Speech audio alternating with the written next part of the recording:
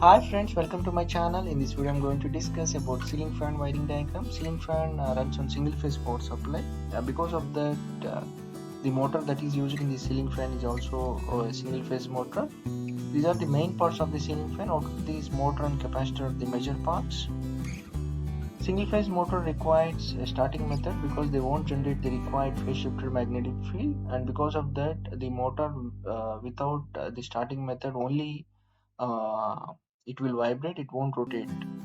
And because of that the single phase motor requires a starting method. This is the one of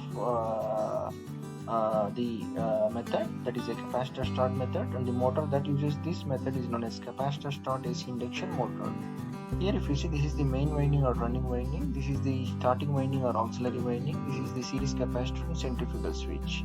Whenever the rotor attains the required speed, the centrifugal switch will be disconnected from the circuit, so no longer this part is in the circuit whenever the rotor is running. Only the main winding is in the circuit. Because of that, the capacitor value can be selected of high value, and because of that high starting torque will be generated. And this type of starting method is used in applications which require high starting torque, like compressor motors, reciprocating pumps, etc.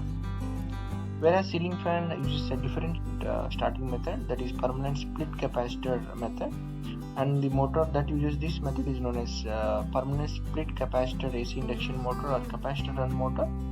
Here if you see, this is the running winding, this is the starting winding and the capacitor, so this part is continuously connected, whereas in the previous technique it is disconnected. And because of that the capacitor value is selected of less value, and because of that less starting torque will be generated compared to the previous technique, and the starting torque is sufficient for the ceiling fan to rotate. So this is the starting winding, this is the running winding, and this is the capacitor. So this is how the starting and running windings are connected inside the ceiling fan. So the speed of the ceiling fan is controlled by using a track based fan regulator. Earlier days resistance type regulator have been used. Because of less efficiency, this is omitted nowadays. Only these track based regulators are used. So this is how a track based fan regulator circuit looks.